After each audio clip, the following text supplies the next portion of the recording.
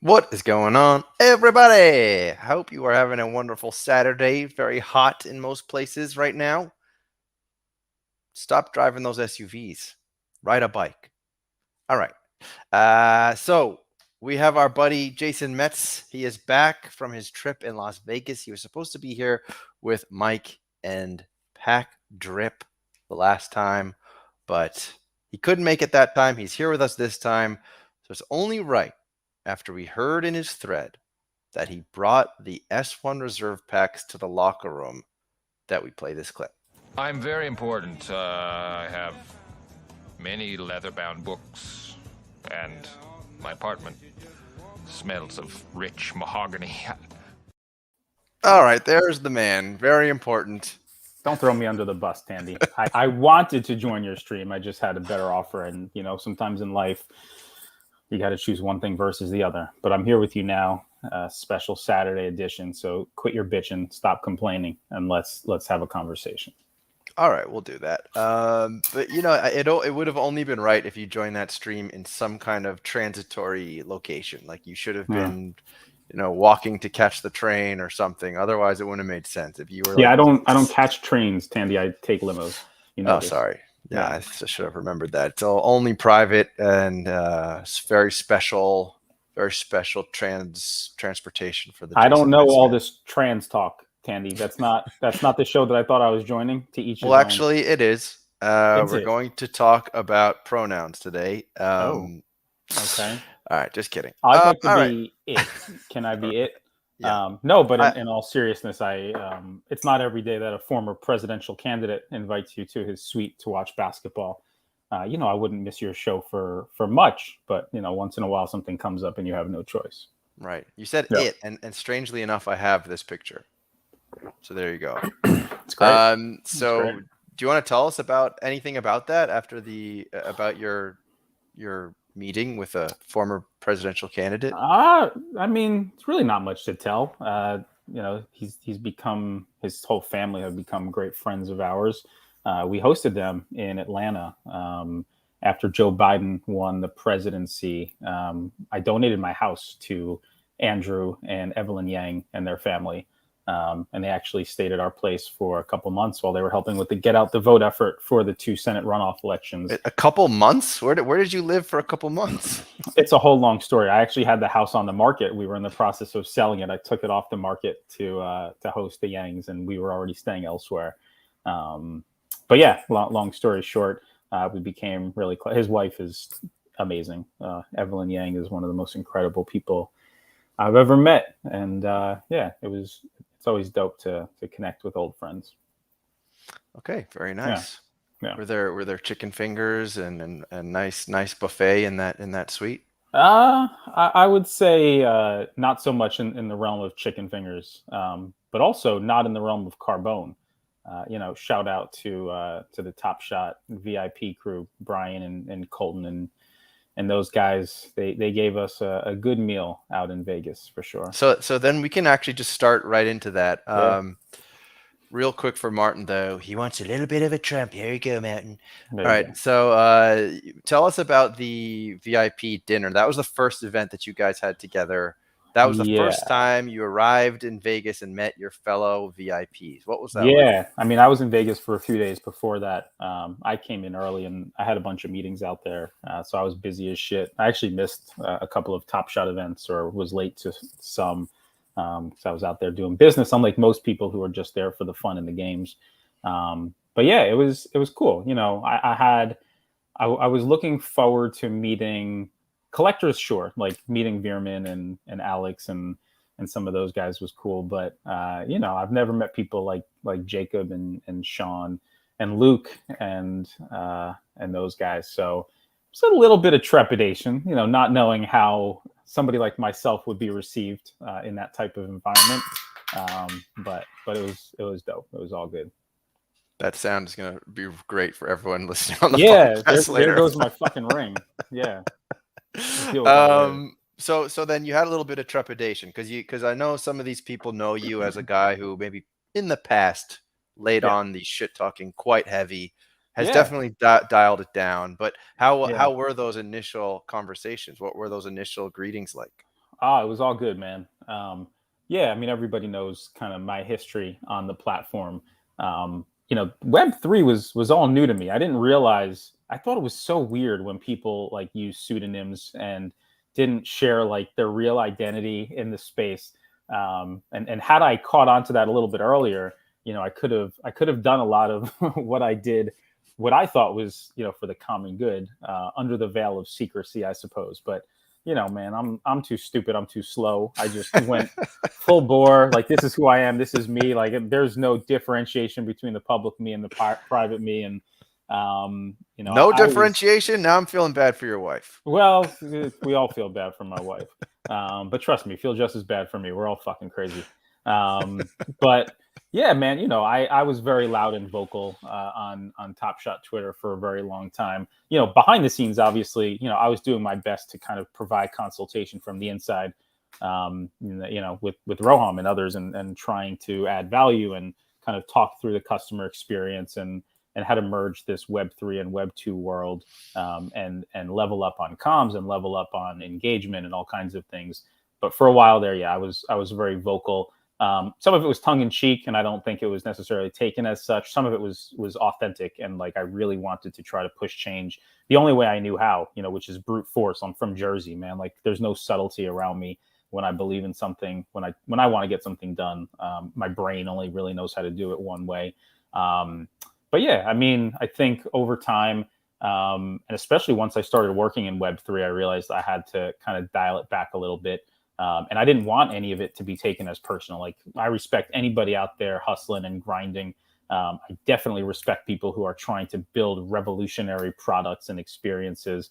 So, sometimes you can do more good by toning it down publicly, but staying active kind of privately and behind the scenes. And that's what I've tried to do. And, fast forward to Vegas, I think I heard a lot of that from, people like Jacob, where, it's like, hey, I appreciate, how you've changed your tune and stuff like that.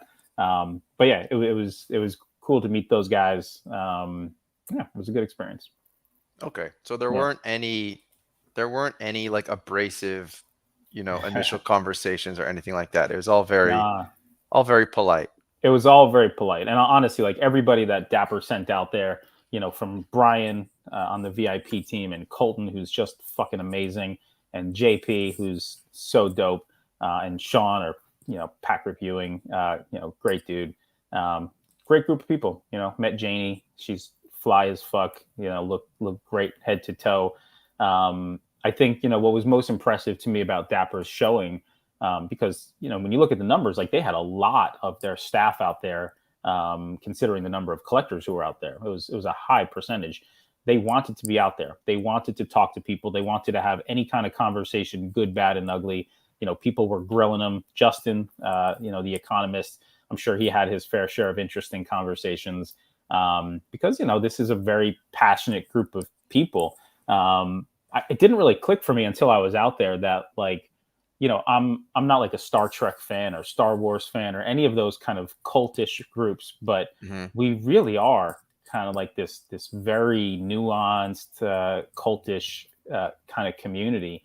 And like people take this shit so seriously, like way more seriously than I take it, and way more seriously than you take it. I think I kind of divide the Top Shot community into two groups. I think there's some people that are like, and I don't mean this disrespectfully, but kind of like in on the joke, like we're adult men for the most part, collecting digital basketball cards. Like it's hilarious in a lot of ways, and like we're so into it and so passionate about it, and like you should do this and you should do that, and why did you do this?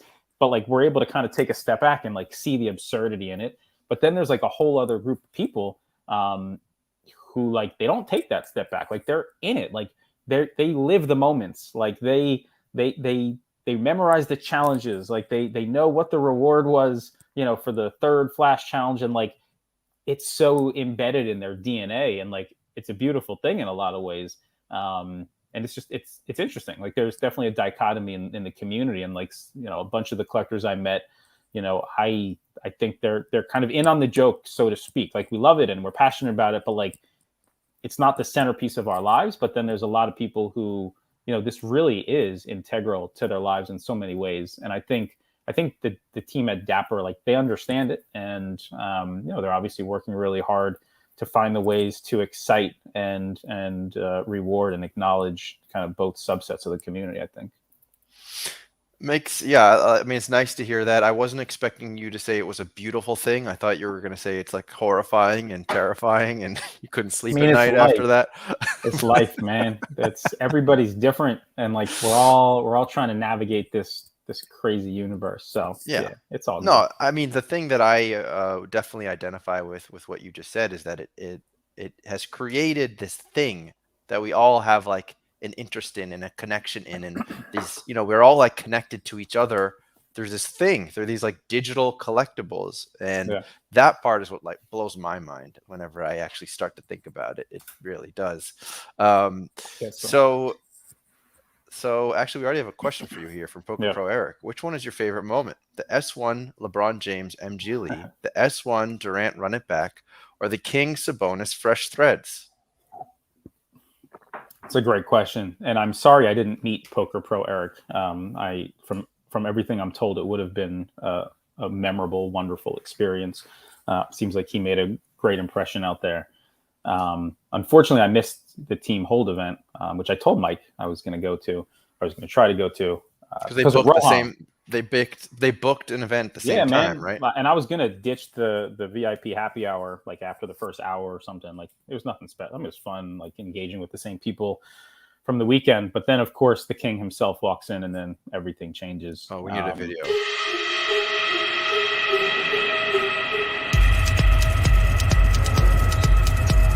Rohan. And he is that dude, the fucking seas definitely parted as he walked into the room. I'm not going to lie. And I made a beeline right for him. There was no way I wasn't going to monopolize his time that night, for better or for worse for everybody. And after the fact, my wife told me, like, people are like laughing at me and like, look at this fucking guy, but it is what it is. What people were laughing at you? Why? Because you beelined right for Rohan? Well, just because like I wouldn't say I suffocated him, which means you probably did. But it's basically like my long lost father. We had a lot of reuniting to do. To answer Poker Pro Eric's question, I would have to judge it based on the moment that I've lost the most money on of the three. So it would have to be the Durant run it back. That's your favorite moment. The moment that you've lost the most money on is your favorite moment. Absolutely. You are an interesting fellow, Jay. Thank you. I appreciate it. So tell me more then about what can you share about the chat that you did have with Rohan? Because I know you have chats with Rohan from time to time.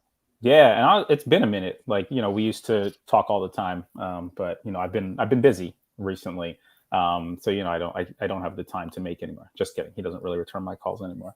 But I mean, we talked about a lot of stuff. Obviously, I've been working incidentally within the Flow and Dapper ecosystem for, I don't know, about 7 months now, with a range of projects as an advisor, as a consultant, as a strategist, projects big and small, and it's been amazing. And a lot of those projects are connected to the core Dapper IP. And I work with a lot of people at Dapper, their vertical leads and their marketing team, and the fund and the grants program. And I was just curious from Roham's perspective, from all of the things that he knows that are coming into the Dapper ecosystem, especially those companies and projects that are adding value to the core Dapper IP. What does he wish people were building that, as far as he knows, he doesn't see being built? So that was an interesting question to ask. We also talked about the Flow airdrop, which has been teased and hinted at in so many different ways for many months, and that's something that he and I talked about back at the end of 2021. There were definitely plans in place to put Flow in people's hands for them to start using it and to bring that native token into the experience. And I was just kind of curious, what's the deal on that? Like, why is there so much kind of mystery around it? So talking through some of that, and then just capabilities within the platform and what he's most excited about. He's an open answer those book. questions. Don't just tell us what you asked. Give us some of the answers. Oh man. Well, what can I share? So I mean, in terms of the Flow airdrop, there's compliance issues that they're working through, that they've been working through. That my sense, based on conversations with him and others, is they're really close to finalizing. I think we all know that they want Flow to be in circulation. I think they see Flow as an opportunity to bring in crypto natives and expand, the user base across the Flow blockchain. So I have a sense that that's coming real soon. Not just Flow trading, but airdropping some Flow and putting it to people's hands so that they can begin to use it and enjoy it and be rewarded for their participation on the blockchain so far. I don't know if I'm going to answer the question on what he's most excited about builders building, because I'm working with some companies kind of on the side behind the scenes, and I want to give them the opportunity to kind of capitalize on where the white space is. But yeah, if you ask me some more direct questions, I might be able to provide some more direct answers. Well, yeah, I feel like any conversation with Rohan was probably very much sort of big and broad. It's not very Top Shot specific if you're talking to Rohan, I guess. Yeah, it was interesting. There were, I don't know, there was about 15, 20 minutes there where it was Rohan and Justin, the economist, and me and a few other collectors. And there were a couple times that he said to Justin, I'm about to write a check that you're going to have to cash. Because, Justin's going to have to cash? Well, yeah, as an economist, kind of thinking about, the machinations within the platform and just how things function and, what it means from a financial perspective for people putting in their money and how the decisions they make can influence perceived value of things. So, yeah, I mean, of course, Roham's building, a global multi-billion-dollar conglomerate, but I think Top Shot is always going to be his baby. That's the proof of concept. They built Top Shot to show other major brands the viability of blockchain and Web3 as a solution to bring them to the masses and open up a whole new revenue stream and open up a whole new way for customers and fans to experience their favorite brands. So he's still very connected, surprisingly so, to I think the day-to-day, and I think obviously like he still wields a ton of influence. So yeah, he's definitely in tune with the product, and we definitely talked about some of that. Right. So that's definitely more, like I said, it's more of the broad view. But when you are in the room with a lot of other VIPs that have gone through, the peaks and valleys, I feel like the criticism is probably strongest, I would imagine, from a lot of those VIPs, just because of how some of those VIPs have seen their on paper, valuations just fluctuate negatively over the last many months. So part of my question then is, when you have people like Justin the economist who up until now was sort of like a mystery figure. I mean, that's Yeah. kind of part of my question. Why? What, did you ever get to the bottom of that? Why is he a mystery figure, or why does he Yeah. not show up anywhere? But I mean, also, yeah. but the second part of this question, and whatever you can. Sorry if I'm giving you too much at once, but the Yeah. other question, the I other part of probably this won't remember question. half of what you're saying, but keep going. All right, so mystery figures part one. Yeah. The other part of this question though is like, what about those kind of questions where like yourself, like many months ago when you're complaining about whatever it is, about oversupply, about Yeah. whatever, like how much conversation was around those specific topics and less Yeah. of like the big brain sort of utopia vision, Yeah. which of course we're all hoping for, that we're on that road, but Yeah. how much of like the here and now and sort of recent history conversations were taking place? Yeah. So about Justin in particular, I don't think he was ever supposed to be a public-facing figure. I don't know how much thought went into creating his Twitter profile, for example, but he flat out said most of the tweets that come out of that account, including the infamous one, he didn't write, he didn't send. So yeah, I think his job is more behind the scenes. He's a builder. He's working internally to try to create a sound foundation for something that's never been done before. So like, I don't think the plan was ever for him to like play with the community, and I think he's caught a lot of heat for a variety of reasons. But yeah, like he's not supposed to be a public facing figure. So that's kind of the Justin thing. In terms of the VIP crew, like you have to understand, a good portion of the VIPs didn't lose money. Like a lot of those dudes started way before we did, and they made bank. Like they made a lot of money, and a lot of them took money out of the platform. I'm one of those weirdos who's never taken a penny out of Top Shot for a variety of reasons, but lots of people have. So I think their concerns are actually more about the future, and they're a lot more reasonable, I think, as a group compared to the larger population of users who I don't know, like a good portion of the VIP crowd, like they've made money outside of Web3. Like these are professionals. Like I met like antique dealers, and I met doctors and dentists and attorneys and business owners and entrepreneurs. Like these are typically, from what I experienced, like thoughtful, experienced professionals who like they understand the risks of investment, they understand the risks of speculation, and they're also basketball fans, right? So like they want to be involved in the platform, and they weren't there to eviscerate the Top Shot staff and talk about the same shit we've been talking about for like 14 or 15 months. Like most of them, from at least the small sample size in Vegas, like I think they're more reasonable. I think when you go to that makes sense though. Yeah. That makes sense. I think the larger collector base, who doesn't have that same mindset or, professional accomplishments and have made money and like genuinely look at this as a hobby. Like, again, we talked about it earlier, like there are people who are kind of in on the joke and like, this is a hobby, no matter how passionate they are about it. And then there are people who like, this is like their fucking life. Like they're so invested in this thing where every little screw up or every little kind of peaks and valley, they get so emotional, positively and negatively. We've seen it over the last few weeks, right? Like positive sentiment is through the fucking roof. And it's basically just Top Shot is executing some of the things they've been telling us they were doing all along. So like for a reasonable person, like maybe it wouldn't come across as such a shock that these things are happening, and therefore it wouldn't have such a monumental impact positively.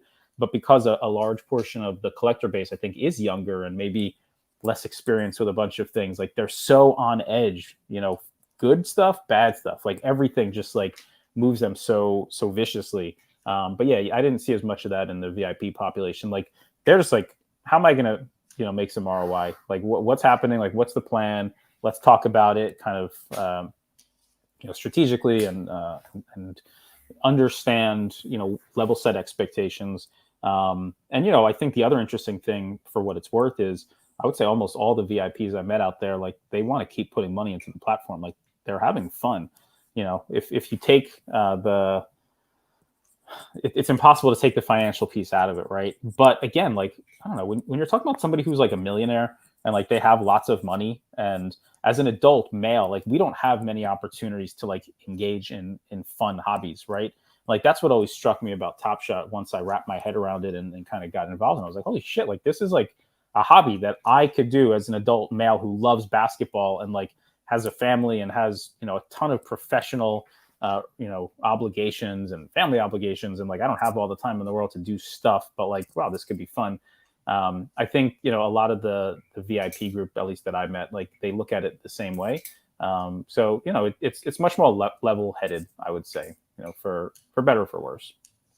Okay, I think that does Yeah. make sense. I kind of forgot the fact that most of the VIPs are probably people that got in super early and already way up, no matter how much the charts have gone down. They're still doing just fine.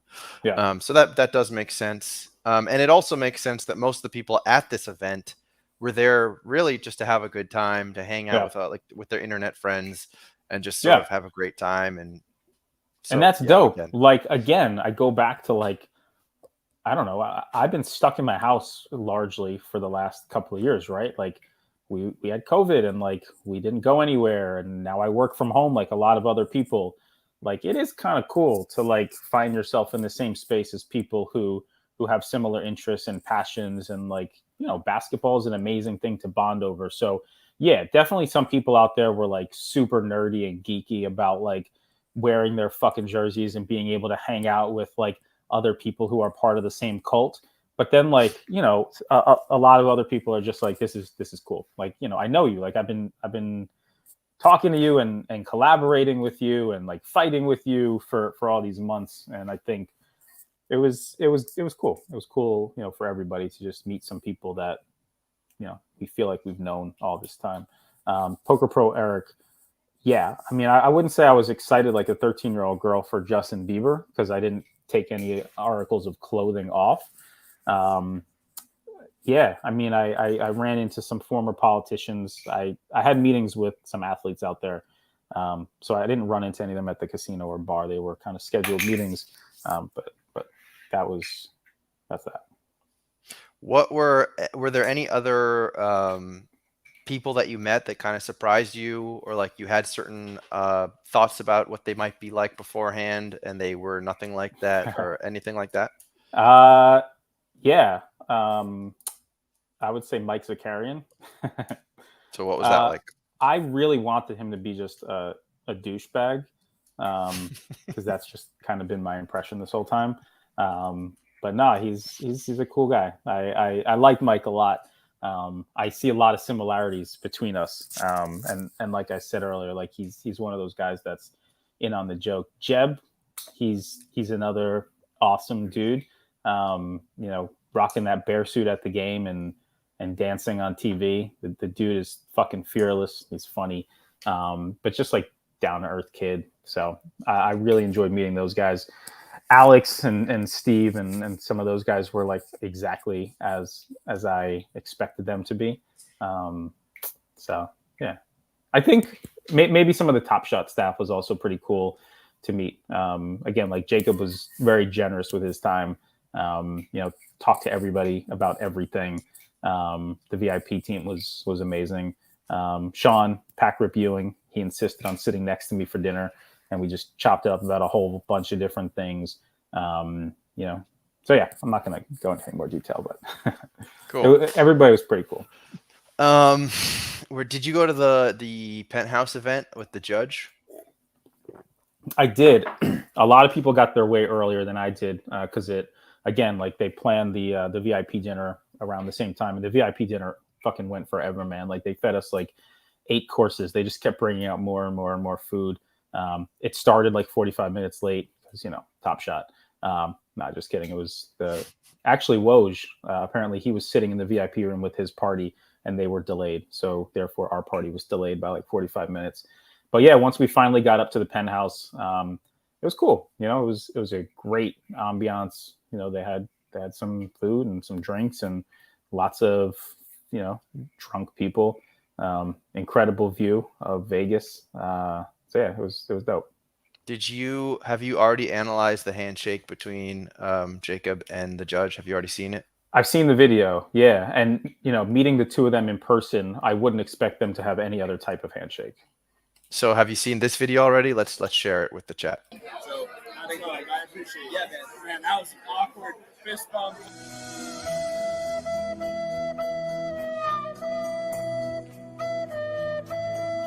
Don't clip that. Don't clip that. Chat's gonna clip that. It's gonna go viral. Jesus. judging. It was weird. One judge.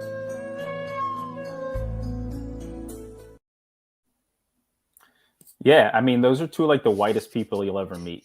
So again, like that's exactly the handshake that you should expect from the two of them. All right. Yeah. Well, I just wondered if maybe you saw it live as well and No, how I you did might not see it compare live. it. Okay. Did not see it live. Fair enough. All right. Wow. What did you think? So I was listening to John Boy Beats the other day and Zakarian. They were talking with Overzet, and Yeah. so you're a marketing guy. What did you think of the fact that there was like no Top Shot marketing? Because I know we've heard things from Janie in the past about like certain time periods or the right periods, but No. John Boy Beats made a really good point, which is like these are die-hard NBA fans that show up to Summer League to watch like players that won't even make the end of the bench. Yeah. So do you think that is a missed opportunity, or from a Yeah. marketing perspective, do you think that it's just another thing of like waiting for the right time? What do you think? I think obviously, marketing's been a huge challenge for them. I think the licensing deals that they have with the NBA and with each team and with players, I think it's a very complex situation, like way more complex than most of us realize, and I think it gets in the way of a lot of things. Like Zakarian had pronounced a couple months back or a month back, I don't know when. It was confirmed to a lot of us, like the plans they had for Summer League were massive. Like the quote unquote convention that was being planned for Vegas, it would have been huge, and I think there would have been a ton of marketing tied into it pre, during, and post. And obviously, for a bunch of reasons that the community will probably never know, it wasn't able to be executed upon. So I definitely think that they had major plans for Vegas, and they were all very, very disappointed that it couldn't come to fruition. So yeah, I think they know that they have to market. I also think like to a large extent, like this is still a niche product, right? Like just because you're a huge basketball fan doesn't mean that you want to collect cards. No matter how cool the card collecting experience is, just because you're a huge basketball fan doesn't mean that you want to have a digital experience, right? No matter how cool that digital experience may be. So this idea of like just blasting NBA Top Shot to every single basketball fan on the planet is going to automatically make millions of people want to join.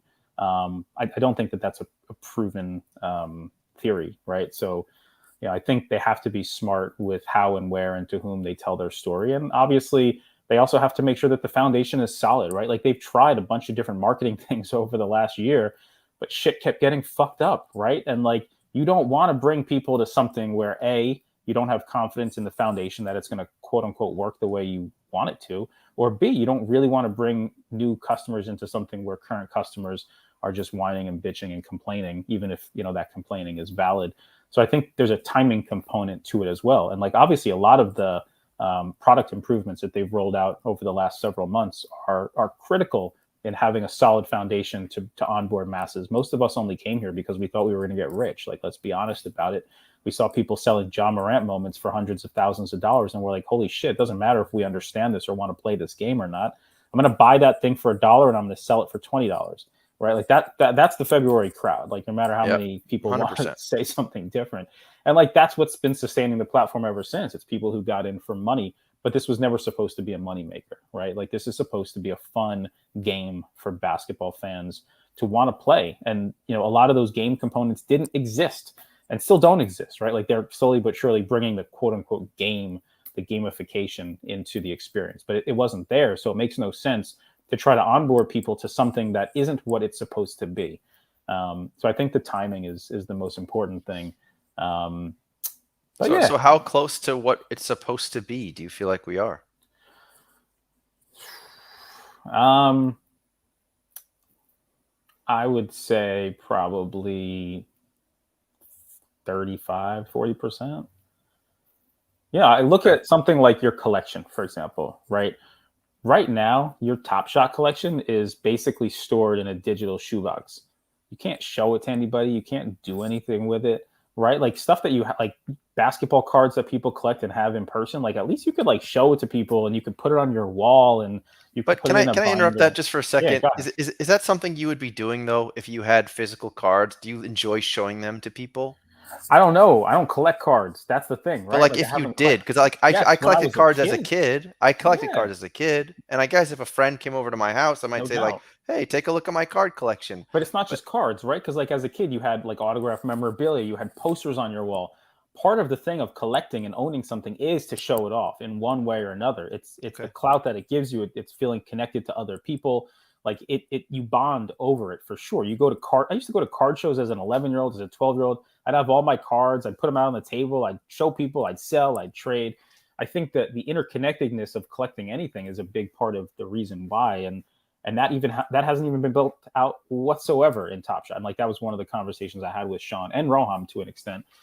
You know how much they're looking forward to, and they've got teams working on it, right? Like right now, we don't have anything to do to show off our stuff, to immerse ourselves in our stuff. We don't even know half the shit. I don't know half the shit I have in my collection. It's just literally sitting there. So like something like that, I think is very important to the typical basketball fan, especially young people. Young people are all about chasing clout and being accepted and getting validation from other people. And if you can't do any of that, if it just exists but nobody even knows, you don't even know, like that's not a great quote unquote collecting experience. Everything on Top Shot right now is about the transaction. It's a transactional platform. You buy packs, you hope you get something worth something. If not, you trade it in as a trade ticket, right? You yep. buy something on the marketplace. Your only reason to hold it is for it to go up in value or for you to use it in the game where there's monetary value connected to it. They don't want this to be a financial platform. They don't want it to be a transactional experience. They want people to be able to come in and genuinely enjoy it and share it and have other people kind of connect with them over their collections. And like none of that has been brought to the forefront yet. They're working on all that. But I think until any of that is done, the way the platform functions today is very, very different than the platform they want to bring to the mainstream. And I think there's all kinds of reasons that a lot of that isn't done. I think they probably would have thought that everything would have been done by now a year and a half ago. But they also didn't expect the platform to explode and for them to then have to figure out how to manage the economy and how to manage supply and how to deal with all the complaints and you know, of course, they didn't anticipate a lot of the setbacks that occurred because they couldn't be anticipated. Nobody thought that some of those things were going to happen. And I think you know, for a long time, they've been playing catch up and they've been trying to admirably fix a lot of those issues that kind of popped up. And yeah, then they obviously invested in other IP and the team got kind of bifurcated, and it's NBA and it's NFL and it's UFC and it's other IP coming through Dapper. And it's exploded and it's massive. But, you know, because of a lot of that, I think, you know, it's taken more time for them to bring out some of those core features that they want for this to be a platform that's worth marketing to the end user that they actually want on the platform. And it's fascinating. Like as a marketing strategist, somebody who's been in this space for 20 years, like it is so fucking interesting, like what these guys are building and just all the machinations and the pieces that kind of go into it. It's really cool. It's really cool. It's also kind of interesting to me, and you mentioned it earlier that how they marketed earlier and things didn't go well, but like obviously they felt ready to market with that Kevin Durant ad that was all over the place. And I felt like that's sort of interesting because obviously Yeah. they're not where they really intend to be, Yeah. but and also that was also a different leadership. So Yeah. again, there's a lot of different variables here. Yeah. But I do find that interesting. I from my end, I think the things that are missing the most is probably the app. It's like you said, where because when I start thinking about showing things off and clout and how people are doing that kind of thing, like they do it, but they do it in like a realm where their friends can see them and they can see the sneakers they're wearing and the car they drive and the Yeah. PFP they have on Twitter. So it almost feels like to me that the Top Shot website almost has to become a place, like you said, where people kind of congregate or interact, or maybe it's on Twitter for that to make sense to me, because it can't just be like, oh yeah, it's a cool little thing where I open it up on my phone and I can show my friend who's sitting next to me. Like I guess that's part of it, but if this is a digital product and we're talking about digital clout, it's got to be, I don't know, it's got to be more visceral through some kind of platform and a Yeah. means to a certain end, which Yeah. that actually kind of reminds me of this leaderboard thing. We could talk about that a little bit. I know Yeah. that Joey was asking you in the chat about like, are you locking or not? Yeah. Because to me, this whole idea of locking is something new and exciting and different. And I think that's also why some people are feeling like a little bit more bullish right now. It's because I think that's the same wavelength. It's like, Yeah. oh, if I lock things, I can show the clout. Yeah. I'm like a big deal. I'm number For whatever on my sure. favorite team's list. And that That's like the matters closest for a thing to lot of clout people. that, and it lives on the platform. So that's Yeah. like the closest thing to clout that we've seen Yeah. with this, around the same wavelength of an idea that you're just talking about. So we Yeah, no can doubt. go right to that question. You have a very large collection. A lot of your TSS is worth a lot because of when you bought it. Yeah. Where are you in this locking A to lot lock of or my not to lock? TSS is made because of bad trading decisions, Tandy. Yeah, I know. Yeah, the locking thing, it's interesting, right? It's a means to an end. I think it's exactly what you said. It's one of the first times that people get to show off what they have. It brings kind of that competitive spirit into it, which as humans, as mostly men, like we're all very competitive. We want to win at whatever the fuck it is. So it kind of ticks that box. I also think it's a stopgap until they're able to do a lot of the other things they want to do in terms of leveraging your collection and your moments as social currency and doing more stuff with them. This just barely scratches the surface. I promise you, in terms of just locking your stuff and being able to see your name on a leaderboard and get a couple of prizes here and there. Like this is small potatoes in terms of the larger vision of what they want people to be able to do with their collection. But I think as an interim step, it makes all the sense in the world. Obviously, everybody loves leaderboards, and everybody loves to see their name on leaderboards. Everybody loves acknowledgement and recognition. I'm not smart enough to be able to figure out, with some exceptions, what I should be locking and what I shouldn't be locking. I don't have enough time to spend on the platform to really dive into kind of cost benefit analysis of like, should I lock this moment based on the scarcity of the moment and how many rares this guy has and the likelihood that it's going to come up in a flash challenge next year or in a burn challenge or whatever else that we don't even know is coming.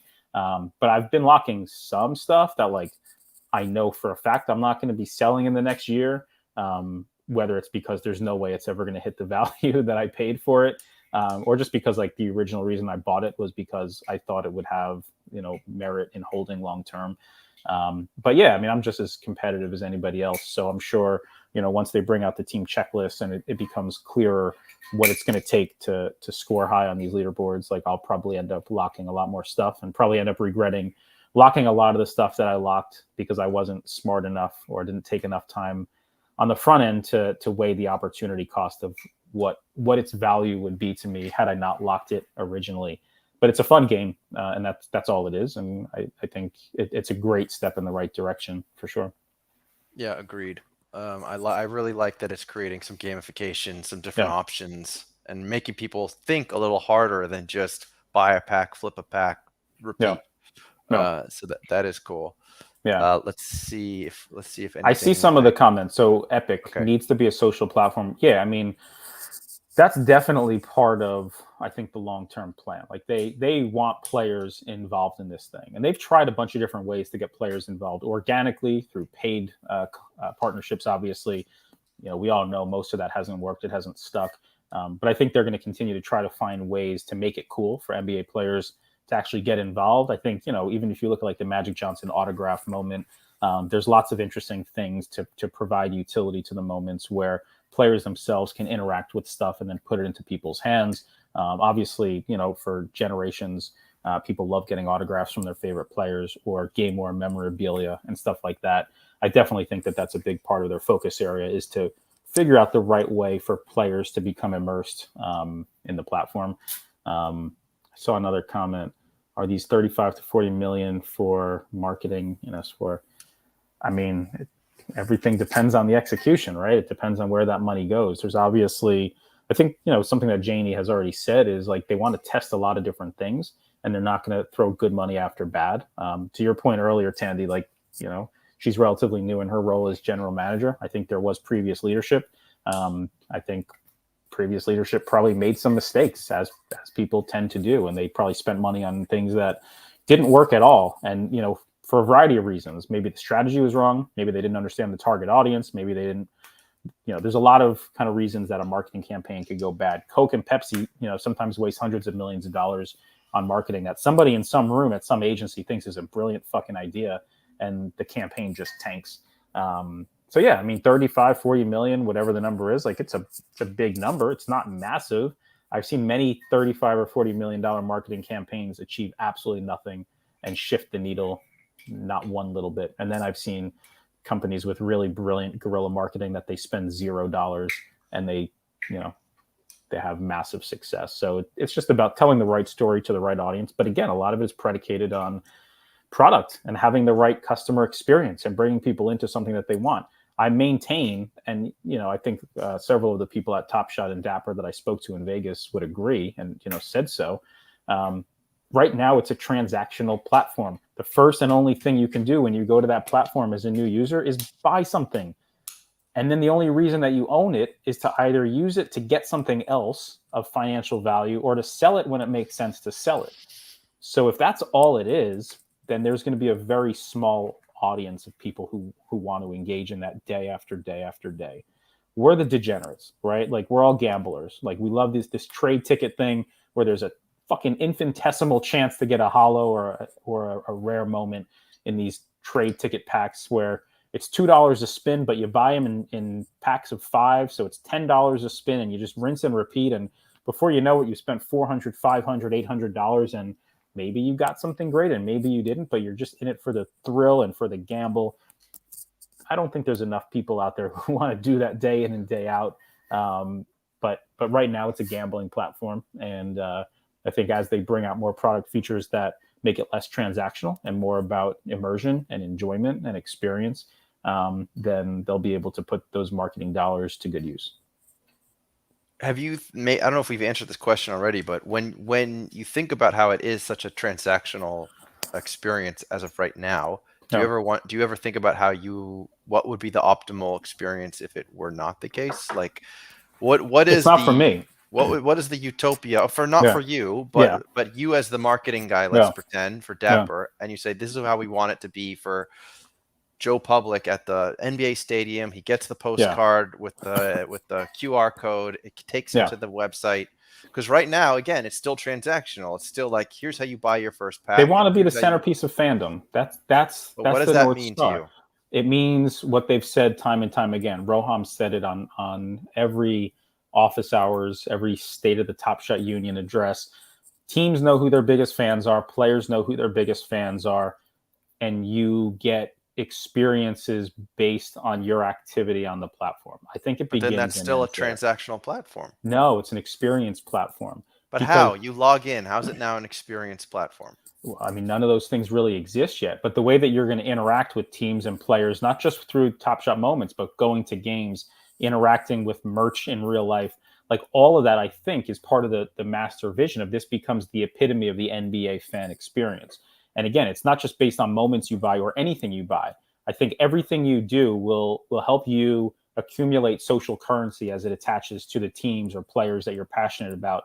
And like clockwork, in real time, based on what's happening on the blockchain, all of that information will be funneled through to those teams, and they will genuinely want to bring you into experiences, to tap into you for a focus group, to invite you to a private meet and greet.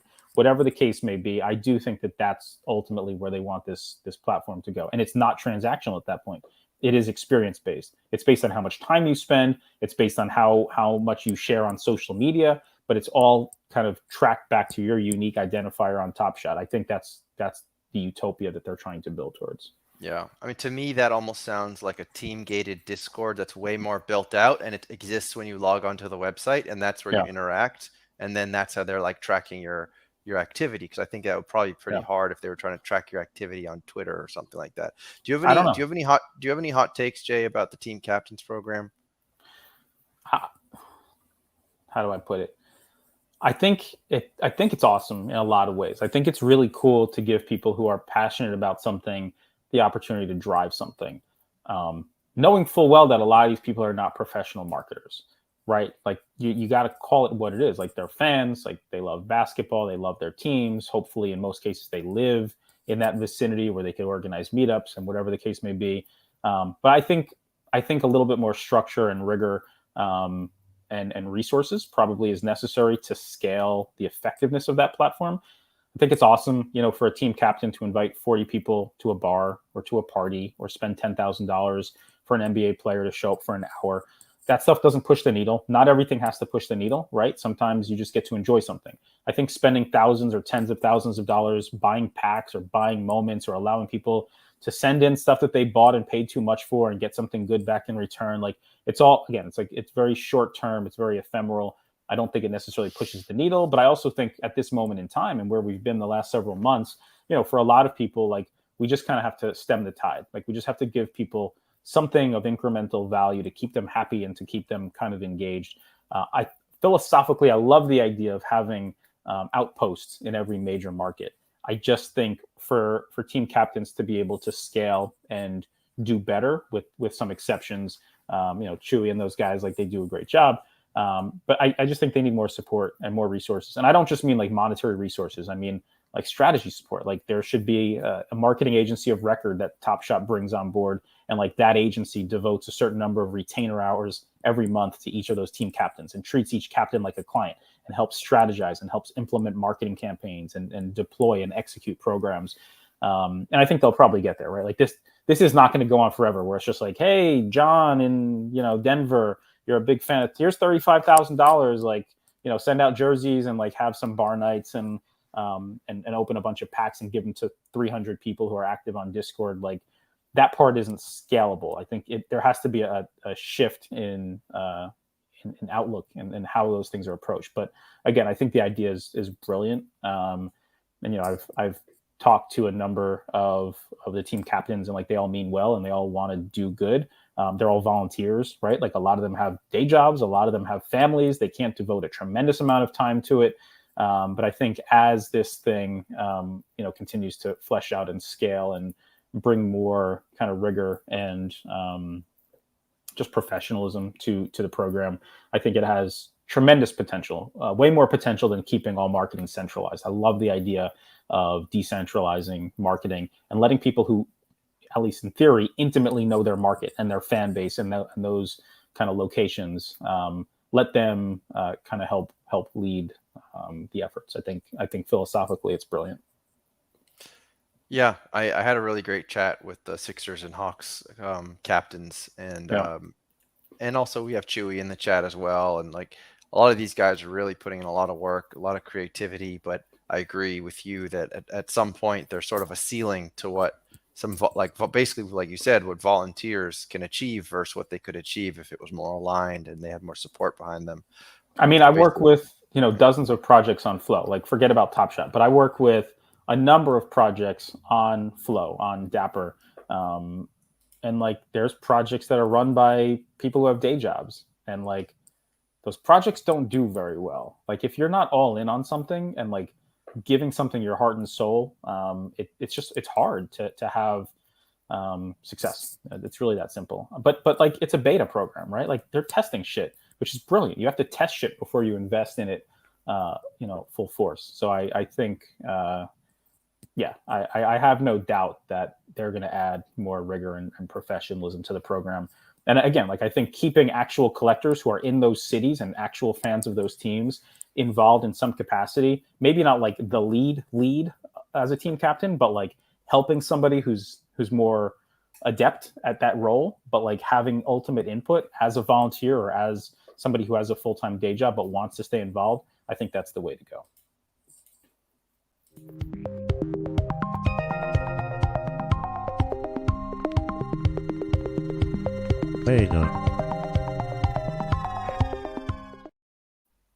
So Chewy is ready. Chewy is ready.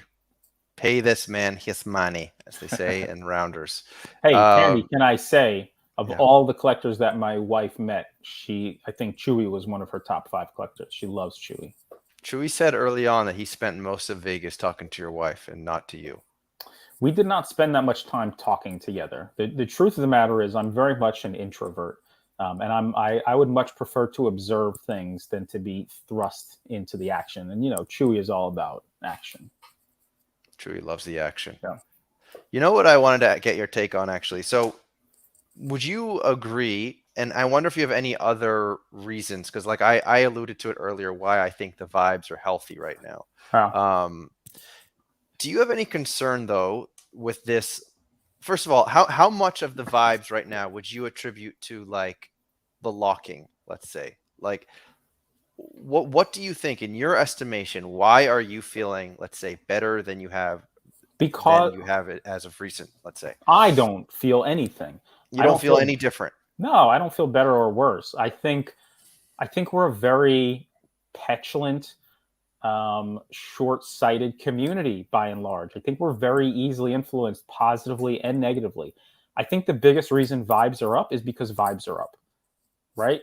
Like, I think it's a very FOMO-driven space, right? Like, and you see True. one person saying something positive, and then out of nowhere, Jen Sudo comes up and she's like, I want to start. And she's not connected to all this. She doesn't know about locking necessarily. She's got her Right. own shit going on. But she Right. sees like a few tweets of positivity, and then it's like the whole fucking world has changed. And that's Yeah. very emblematic of Web3.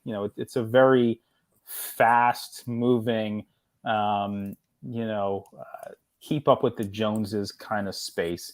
And I think that's really what it is. And it's fine. Like, it's the culture. You have to respect the culture of something if you're going to be a part of it. That's the culture of Web3. We're all very influenced by whatever happened 5 seconds ago. And that's what it is. Yes, there have been a series of things that have made lots of people, for the moment, happy, right? Like, first of all, there hasn't been any fuck up recently, right? Like, that's pretty cool. I think, second of all, Vegas was a success. Everybody who went to Vegas had a good time. So then for everybody who didn't go to Vegas, they're like, holy shit, like, things must be going great, which is true. Like Vegas was cool. I think, yes, no new supply, right? Using trade tickets to buy stuff, no longer taking money out of the ecosystem, or at least not as much as was happening with all the pack drops. Like, that's easy to telegraph. Obviously, if you're not going to take millions of dollars out of collectors' hands and you're going to allow them, to recycle what they don't want and buy some other stuff, like, it's going to be good for the ecosystem. And they cut supply, towards the end of this series. So all of those things certainly add up. But yeah, my hot take is, I think the vibes are high because the vibes started getting positive. And the same will happen as soon as something bad happens. A few people will be pissed off. Some people will post nasty stuff on Twitter, and then other people will catch on to it. And like, the negativity breeds negativity. That's, for better or for worse, that's the space that we're in. Yeah. Yeah. I would agree that there was a time where it did feel like we needed this sign, where it did feel like every other day there was something going wrong, and that was just compounding on itself and making people just be like, I'm done with this shit. Like, how is this still happening? And the fact that we haven't had that for weeks is combined with Vegas, combined with locking and burning and crafting and offers and all these things that are all happening, not to mention the live token bot going off because people are buying special cereals. No doubt. Someone just bought the Luka jersey for, I think, $17,000 today. Yep. Of his debut moment. So all those things definitely create FOMO and create confidence, which is, as you said, the core to any NFT project. You said something though, about no new supply, and for some reason that made me think of this tweet that Janie shared. Did you see this tweet where she said that she's been grumpy about what was it? I've been grumpy the past few days. S4 roadmap planning getting to me, fighting hard to deliver on the reset. This is the part and that I was that I thought was kind of interesting, which is like, what is that? Like, I know it's kind of shitty to try to break down a random tweet, but like, sometimes I wonder if fighting hard to deliver the reset could even be could be related to something that is as core to what we've experienced in Top Shot over the last year as anything else, which is like more supply, more packs. For sure. Yep, I think that has a lot to do with it.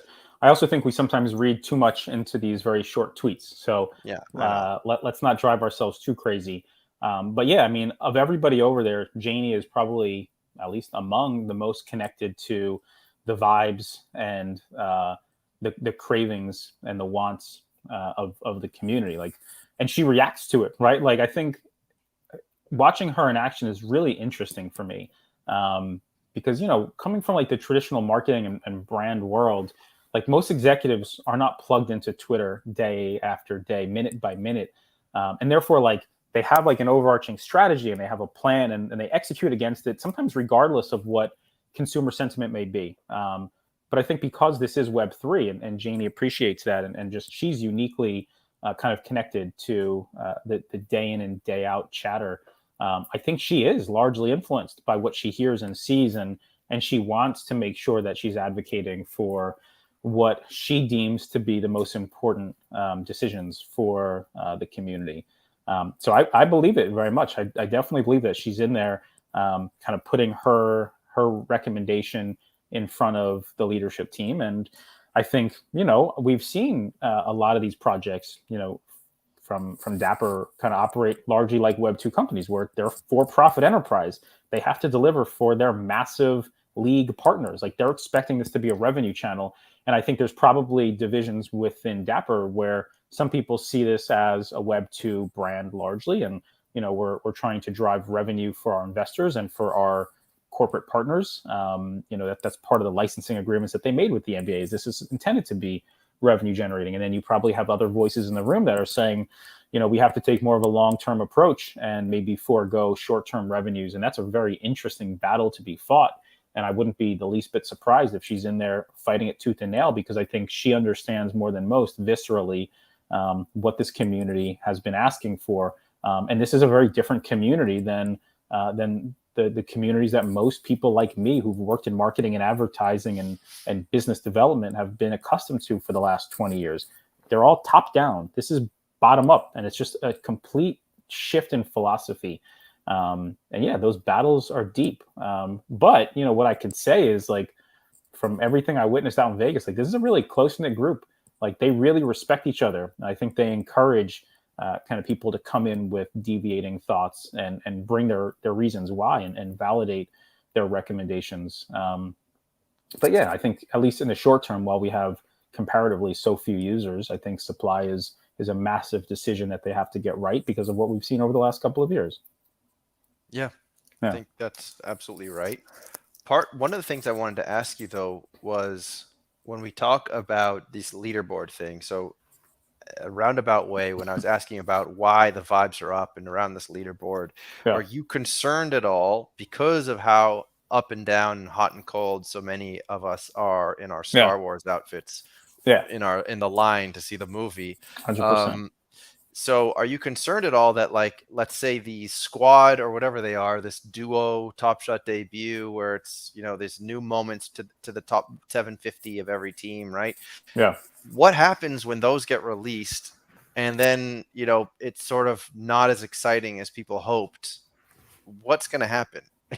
How can Top Shot avoid what we can almost predict right now is going to happen, which is like, it's not enough. 750 of you Nets collectors are going to get some Bruce Brown to DeAndre Jordan dunk, and you're going to be like, I locked up my moments for this. Yeah, I'm sure they need to get ahead of that somehow.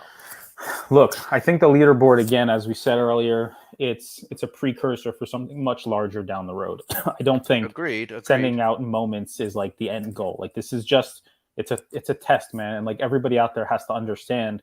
They're testing shit. This is a test. This is not the be all end all. And yeah, it's going to underwhelm a lot of people, just like a lot of things underwhelm a lot of people. And then people whine about it and they feel bad about it. And then they sell off. And then 5 minutes or 5 hours or 5 days or 5 weeks or 5 months later, something good comes along and they completely change their tune. And then everything is good again. You can't aim to please everybody in anything, especially in business. I think there's the vocal minority of people on Twitter who whine about a lot of shit, the two of us included. And I think the majority of people on this platform, I don't even think they go on fucking Twitter. I just think they enjoy collecting the moments. And I think, Dapper has to constantly remind themselves of, like, you can't give into the mob mentality, even if you and I and people like us wish they would. So yeah, I mean, what have they told us? They've told us, lock your shit. Best case scenario, in a couple months, you're going to get a fucking moment. So when that happens, don't be surprised that that's what happened, right? Like, that's on you. Like, if you're that fucking dense and like you can't take yes for an answer, like, they've telegraphed what it is. And then they've said after that, there's going to be a few more things that happen. This is a 1-year experiment. If you want to be part of a 1-year experiment, lock your shit. If you don't want to be part of a 1-year experiment, don't lock your shit. If you lock your shit, you can't complain that you locked your shit. If you don't lock your shit and you miss out on the shit that people who locked got, you can't whine about not getting your shit because you didn't lock your shit. Like, at some point, like, just man the fuck up. Like, there's no other way around it. Like, there's lots of things worth complaining about in everything, in every customer experience with every like, but this ain't it. Like, they've telegraphed what it is. It's an experiment, and if it goes well, they're going to continue to double down on it like anything else. So that's all I have to say about that. Mike liked that a lot. Mike, Yeah. we can try to clip that, Mike. That's an hour and 7 minutes. There we go. um, yeah, I think that makes a lot of sense. And they have those sort of mysterious things about what happens later in 2023. Huh. Like, there's going to be a reward number 2, reward Yeah. number 3. So Yeah. we know there's going to be these interesting rewards, hopefully Sure. interesting rewards. And Yeah. what's good though is that at least we can see that they're thinking far ahead. So like, Of course. they're giving themselves a whole lot of bandwidth to like figure this out, which is nice. It doesn't feel reactionary at all. Yeah, and part of it is, they're still mapping it out, right? Part of it is they're still planning what those things are and trying to figure out like how to get the things that they want. I think when you get into licensing deals with these massive leagues, especially the NBA, there are so many unknowns. And I also think part of it is like, we want the surprise. We want the mystique. We don't just want them to tell us everything and telegraph everything, because that takes the fun out of it. So this is a game, man. Like, people who are into Top Shot today have to understand this isn't the Top Shot that people thought they were joining back in February of 2021. This is not a place to come and speculate and try to make money. It could very well be that you're never going to make money on this platform again, like, ever. And I think people have to be okay with that. Who cares what they marketed themselves as a year and a half ago? Pay attention to the shit they're telling us today. You know what I'm saying? Like, we can't live in the past. If you want to live in the past, you're destined to be miserable, moving forward. You have to be honest with yourself. This is a game. If you want to play the game and win the prize for being the biggest fan, then play the game. And if you don't want that, then, like, I think honestly, it is probably the right move to step aside, and stop holding them up to promises that you think were made in the past, because they've already told us that that's no longer the plan. Things change, people pivot, companies pivot, and that's what's happened. So yeah, if you want to play the game and if you find the game fun, then, like, here's the chance. And of course, there's going to be opportunities, through these challenge pumps and the burning mechanism, and there are plenty of opportunities to find ways to quote unquote make money on the edges. And, like, yeah, that's for like the brilliant people like TST and John Boy Beats, who like have the brain power to put those spreadsheets together and build algorithms, and like Bonfire and those dudes. That shit is way past me. So, like, I know opting into this experience from this point forward, at least for now, unless things pivot and change in the future, like, it's for fun. And, like, that's what it is. And in life, you spend money on hobbies because you get back fun experiences in return. And if that's what you want, then Top Shot's for you. And if that's not what you want, then, like, what the fuck are you doing here at this point? But how does that work for you personally, Metz, who put like barrels of cash at the wrong time and probably felt pretty shitty about it as things were selling off? And like, did you exit anything? Did you, like, how did you deal with all that? And how have you now made it out the other side so seemingly level-headed? Are you gonna go when the camera turns off and go punch a hole in the wall? I mean, I've punched holes in walls, and I've been punching holes in walls since way before Top Shot was a blip on Rohan's radar. I like punching holes in walls. That's just something you do when you grow up in New Jersey. That's fair. It's fun. It's a necessary part of life. Yeah, I mean, we're all big boys and girls here. Like, we're all adults, and you have to understand that when you invest in something, it has the chance to go up or go down. And obviously, a lot of the rationale for why things go up or down is outside of your control. But again, like, as an adult, you have to be willing to accept that responsibility and the risks going in. Buyer beware, man. Like, they teach you that shit in like middle school. Buyer beware. So yeah, it obviously hurts. And, like, I don't ever want to admit to anybody how much money I put into the platform. And, like, nobody knows, because half the shit I bought was off market deals. So you're never going to find that on Live Token or whatever. But yeah, I think, life is all about wins and losses. I've had plenty of wins. I've had plenty of losses. But, I think, I don't know. I have high hopes for what they're building. You know, I've met enough of the people there. I've had enough conversations with them to know that they're really smart and they're ambitious as fuck, and they've got a ton of money and a ton of massive investors behind them. And I love basketball, right? And my original premise for getting into Top Shot remains the same. What a cool opportunity to have a hobby as a grown adult male that is connected to my passion of basketball. You know, for me, maybe unlike a lot of people in this space, getting involved in Top Shot as a collector, as a consumer, opened my entire world up to Web3. I'd never heard of an NFT before. I didn't know what the fuck the blockchain was. I didn't understand crypto. Like I wasn't invested in crypto. And like literally, I now work 100% full time in Web3.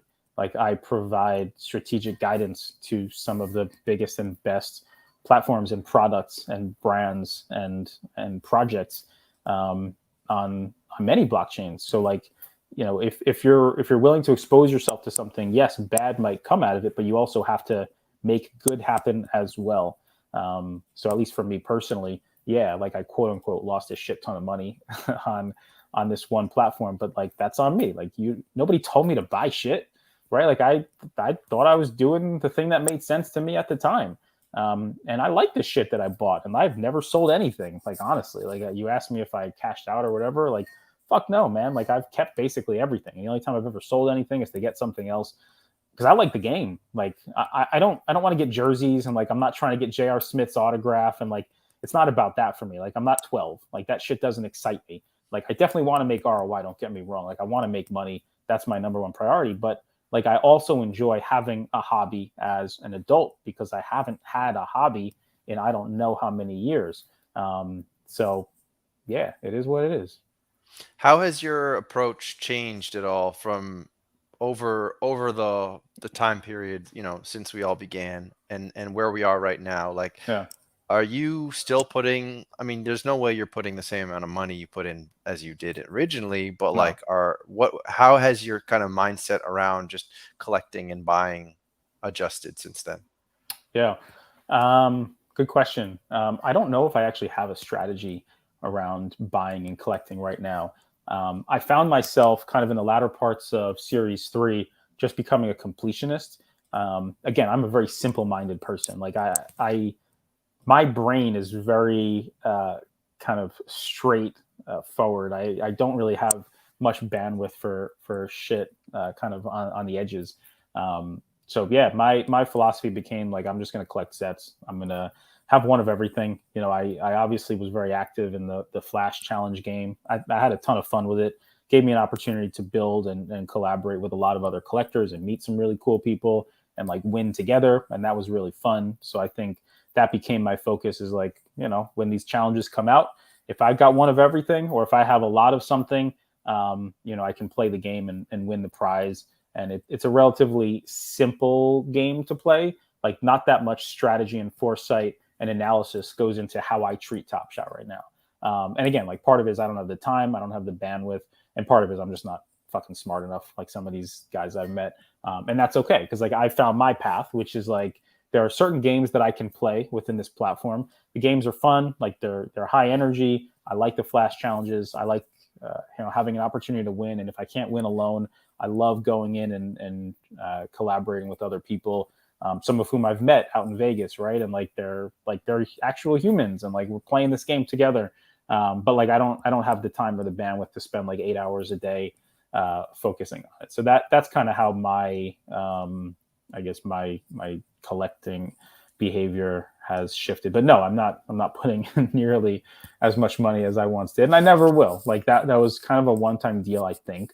And you know now I have a pretty big collection. I've got some good stuff that I like.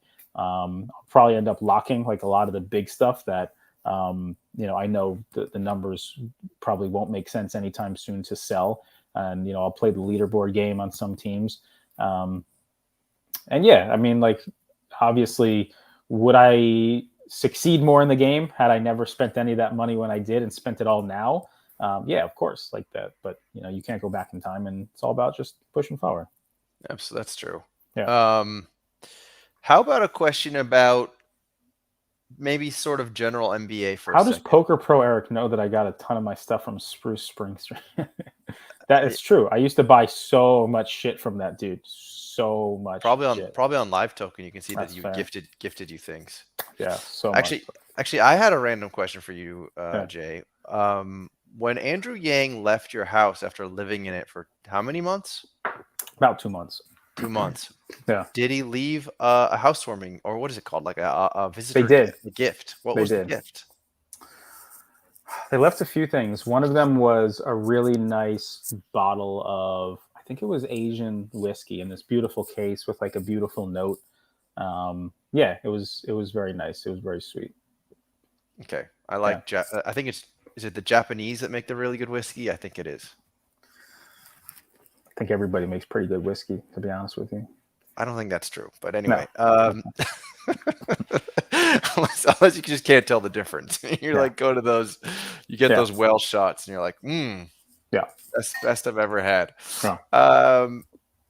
So a general NBA question I wanted to ask you, as someone who loves the NBA, and so tomorrow I'm actually having J.E. Skeets on the show, who is host of No Dunks podcast. He's been on a lot of different networks, and we're going to be talking about NBA players that we think can make the leap in 2023, based on things like players leaving teams. DeJounte Murray.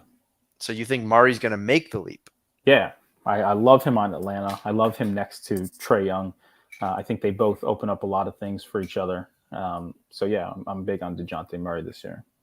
See, I would have actually gone almost the other direction, because one of my biggest players that I think is going to make the leap, let's say in flash challenges, are going to be players on the Spurs, because all of a sudden there's going to be a whole lot more minutes and points coming to players that have never had it for sure up until now. So players like Vassell, right? Devin Vassell, or is it Vaselli? I forget. And you were asking me like from a flash challenge standpoint, not from like an actual player standpoint. Yeah, I was more Top Shot centric. Okay. Like, like last year, for example, 4-badge rookie, Giddey was on there multiple times. Yeah.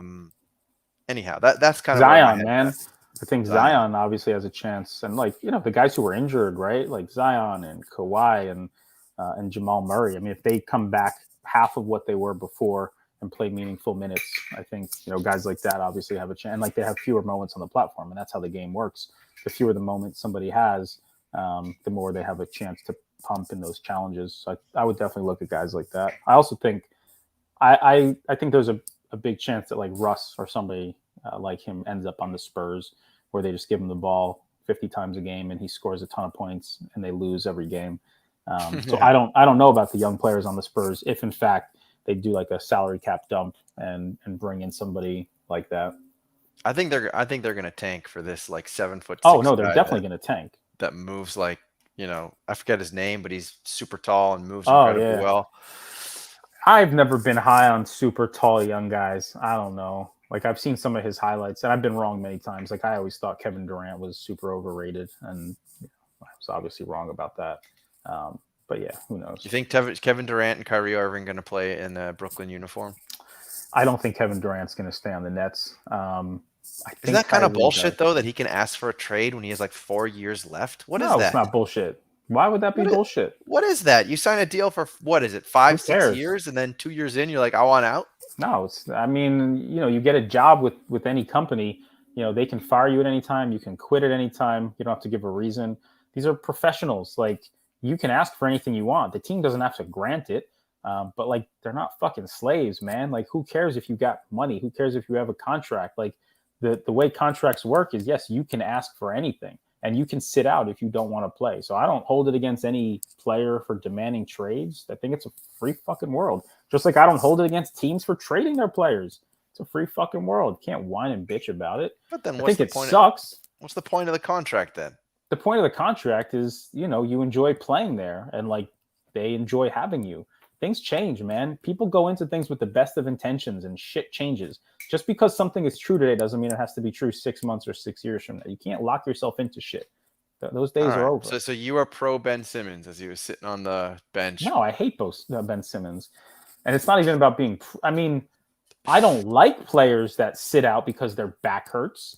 right? Like I'm not a fan of it, but like Well, it's that's their prerogative. that's a real reason. You just gave a real reason. Yeah, but I'm not. it's a reason that I don't necessarily believe. I think he's full of shit. All I think right. he's a prima donna. He never worked on his game once after he got drafted. No, I'm not a fan. But somebody like Durant, like obviously he doesn't like the organization, right? And like take it from me, man. When you hate the company you work for or you hate the people you work with, then like yeah, you got to do what's in your best interest. I don't like the fact that he hates the Nets. Like that's my team, man. Like I had fucking James Harden, Kyrie Irving, Kevin Durant, and like a really nice bench with like Patty Mills and young guys like Cam Thomas. And the fact that it all blew up in 5 seconds, I know. yeah, Oh, that man, sucks, man. Like nobody ever thought that was going to happen. But yeah, man, it's business, and it's the curse of that is Kyrie. what it is. Yeah, man. But But I think Kyrie stays. Yeah, I think that's not good. Yeah, Jamal Murray. I actually was looking into him a little bit recently, and apparently he's still not 100%. So Yeah. that scares me a little bit. Yeah, that is scary. But I love him. He's a great player. He is. He is. Let me just see if there's anything else here. Okay. Yeah. So yeah, we're talking about locking again. What else we got here, Jay? What else? Let me see if I'm missing anything that happened in Vegas. We had so the VIP stuff. You had Carbone. What did you eat at Carbone? What did you order? Oh man, we didn't order. It was all family style, so they just kept bringing different stuff out. There was like, shit, what was it? There was a chicken dish. First of all, their salad was amazing. Like shout out Carbone. That Caesar salad was epic. They had like a lobster ravioli kind of dish that was really good. They had another pasta dish. They had a chicken dish. I think they had like pork. I don't eat that shit, so I just kind of pushed it aside. Oh, you're like a good Jew. You don't touch pork It's not at all? even about being a Jew, because I'm not a good Jew. I can assure you of that on so many levels. I just think it's disgusting. I think most meat is disgusting. This it's like is a vegan smelly Jay? and slimy. I love fish. Wait, hold on. Smelly and yeah, slimy? Smelly Like, and slimy. Yeah. You don't have like a nice steak every or a piece of chicken? It's weird, man. Like I can appreciate a good steak, but like I can't eat it like medium rare or even like medium. Like it's got to Oh be my like God, you're really like my cooked wife. well. You eat all your steak well done? Kind of, yeah. Yeah, meat has just always grossed me out. I don't know, Tandy. Like I'm not like you. I don't like putting meat in my mouth. Like again, like no judging. To each his own. But it's always freaked me out on so many levels. Yeah. So yeah, we had there was dessert. They brought out like I think 3 or 4 different kinds of like cake and like tiramisu, and I think there was like a cheesecake that was pretty good. They kept filling the wine. Like they had, I don't know, 5 or 6 servers in there every second coming in, and yeah, I get you, iRacer. It was good to meet iRacer. I didn't recognize him at first. He's like, "Yo," I was like, "Who the fuck are you again?" He's I don't know, but yeah, good kid. Yeah, Carbone was good. The happy hour was cool. The funny thing about the happy hour, I think it was at like the Chandelier Bar at the Cosmo. I had been at an event a few nights prior at the Chandelier Bar in Cosmo, so it was my second time there. This was an interesting piece of the VIP happy hour. The event that I went to a few nights prior, it's like this nice space with like couches and a good setup. Like people were like sitting and congregating, and like there was different conversations happening. It felt like a professional, like business like event. The Top Shot VIP happy hour at the Chandelier Bar, like everybody was like packed together, standing at the bar. Like nobody was like in the lounge area. Like there weren't like kind of side conversations. There's everybody like at the bar waiting for the next drink. Like created like nobody could walk past like that front area. I was like, this is fucking weird. Like there's a real difference between like that group from a few nights ago and this group. Like a few nights ago, like those people had been to events before. You know what I'm saying? So these were just it seemed like a bunch of dudes who had never been out of their house and just I mean, kind needed of, or another like drink. they didn't know what to do or they didn't know where to go, and like you had the waitresses bringing out like the hors d'oeuvres and shit, and like but like everybody was like clustered together, so it was just like it's almost like, should I just give you the tray and then you could hand it to all your little buddies and they could have the little mini burger or the shrimp cocktail. So how sloppy were things getting later into the night on that first VIP night? The sloppiest behavior I saw was at the judges' party. there Hold were. on. That gives us a good reason to watch this one more time. So think about your story. So, I appreciate it. Yeah, man, that was an awkward fist bump.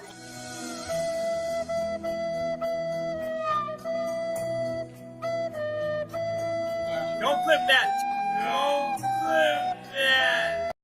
All right, we just wanted just to set the scene again. So I'm you're not going to there. call anybody out. You're in that room. I I'm know not gonna we won't call name any anybody out. names, but tell me Not why. gonna- Why was it so sloppy? What was going on there? I just there was maybe one or two people who couldn't talk. Like their faces were like frozen, and like they were trying to talk to me. I was like, I don't hear a fucking word that you're trying to say, man. And yeah, it was interesting. But yeah, listen, man. Like we're like just a bunch of dudes, man. Like a lot of this community is just a bunch of guys, you know, in a lot of cases who probably didn't get much action, you know, in college and stuff. And like they're part of this club now. Like this, they're relevant. They're into something, but they don't know how to handle it, you know. But it was cute. It was cute. I think Weisberg is. Like I said, I'm not naming names. Not naming names. I know nothing about this. I know nothing about this. Nothing about it. Yeah. Oh, geez. All right. So you're around a bunch of drunk people. And Top Golf. Were you at the Top Golf event? I did not go to Top Golf. I planned to go to Top Golf. It was after Cuvée Collection. They had a wine tasting event that a bunch of us and some of the Top Shot employees went to. Did you drink the wine? I did. It was very good. I'm a big fan. It's a company called Libation Labs. Good people. You know, brilliant concept. They're kind of creating the wine membership of the future, and you know they're super connected. Really cool company. We all know Mike W was one. So yeah, that was a cool event. And then I intended to go to the Top Golf event, but there was an athlete in particular that I needed to meet out in Vegas that I've been coordinating with for several months, and I got a text that he was actually available to meet, so I had to go do that. Can you tell us at all what you were working on with some athletes? What are you doing over there, Jay? What's going on behind the shadows? Lots of things going on behind the shadows. I'm building, man. I'm building Web3 projects with brands, with athletes, with entertainers, in the sports space, in the hip hop space, in the pop culture space. So yeah, that's as much as I'll say for now. But yeah, I think, you know, it's interesting. So many athletes love kind of this macro idea of being able to get closer to their fans than ever before. But they don't know where to turn, and they don't know how to do it. And we've seen so many athletes come into the space and do what people deem to be like a rug or whatever. And it's very rarely a rug. It's just like these guys don't know what the fuck they're doing. Like there's like, oh, so I hire somebody to make a collection of pictures for me, and then we sell them and we make $2 million, and like everybody's happy, right? Because that was almost like the recipe. That is true, Chewy. By the way, my wife, iRacer, is on her list of top 5 as well. She really liked it. I don't know why iRacer's saying he doesn't think he was qualified. What are the qualifications to have a conversation with your wife? Good question. Not much, actually. And here's a fun fact. So my wife is a scientist. So she went to school with, you know, and I mean this with all due respect, like fucking nerds, like brilliant, quasi-autistic, in some cases very autistic, like nerds, like smart people, but like super socially awkward. Mm-hmm. And I think what she does when she goes into social situations is she looks for like the most socially awkward, and she gravitates towards them because she wants them to feel like, you know, they're like they can have human connection with people, because it's hard for really smart people like that to be able to feel connected. And she does a really good job of making those people feel like they matter. So greetings. Another fun fact, my wife's sister lives in Berlin. So shoot me a DM if you're interested in meeting a new friend, and I'll connect you.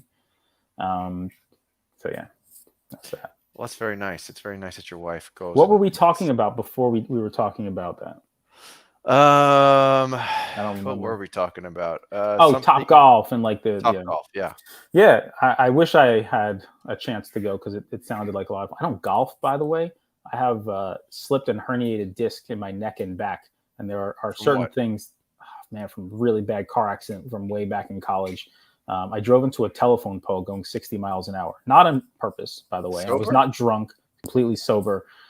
It's a whole funny, stupid story. Do you want to hear the story real quick? Yeah, why not? So when I was in undergrad, I had started a modeling agency, and for obvious reasons, I think. And Obvious Later. reasons. Okay. yeah, I wanted to be part of the cool crowd. You want to be I wanted to make with money. the beautiful people. I wanted to be with the beautiful people. Yeah, no All doubt. right, fair enough. So I was hosting a fashion show one night, and I had a bunch of local businesses providing product, food, and beverage and stuff. Okay, I'll connect you too. Why so many people in Berlin? I was literally on my way to pick something up for the show, some food product from one of my partners for the event. And I was going down this road that I'd never seen before, like driving really fast. These were the days like where you use MapQuest directions that were printed out on a piece of paper. Oh, I've missed those And I'm days. like looking Those down at my days. MapQuest, looking up at the road, and I see a sign that said road ends. No. I'd never seen a sign like that before. And I jammed on the brakes and I swerved and I smashed right into a telephone pole going 60 miles. So yeah, man, certain things like golf, they don't work with me. So, but that said, I would have liked to have been there. I was busy. No, the balcony poker pro, Eric, there was like a massive corridor feet. Like, I don't know, you couldn't even get like 3 feet close to the edge. So it was very safe.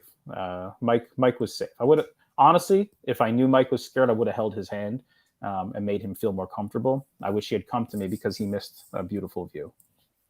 I think he was preparing because it wasn't his event the next day. I think he was I preparing. suppose so. I suppose so. Yeah. Yeah. Chewy's glad that you lived and turned out for the most part okay. That says a lot. Yeah. Thank you, Chewy. And mostly congrats, okay. Chewy. Chewy, by the way, has had quite the week. He Yes, had Doris Burke commentate his video. Yeah. And he had Harrison Barnes follow him on Twitter. I saw that. Yeah. I thought he had already actually followed him because I know Harrison has followed a few of his biggest fans. But yeah, I saw that video. I was proud for Chewy. I thought that was dope. He did that with his kid. I'm a fan. Yeah. No. So yeah, we have an excuse to show this video again. So I appreciate it. Yeah, man, that was an awkward fist bump.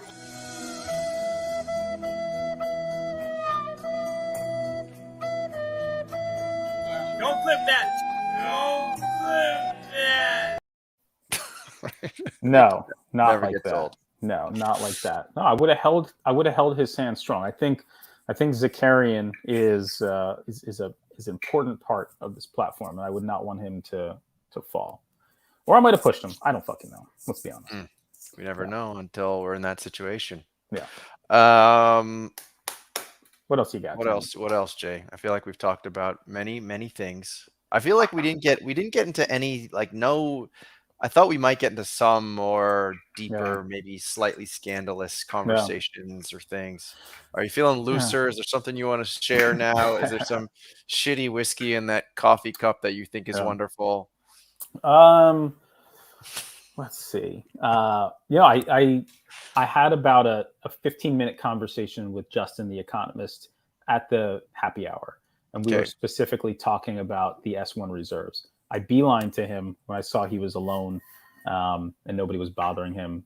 And I had like 5 or 6 different things that, kind of were top of mind that I was ready to talk about. And for whatever reason, that's the one that I started talking about. I was just pressing him like, come on, man. Like, for a variety of reasons, we can't keep this slow drip going.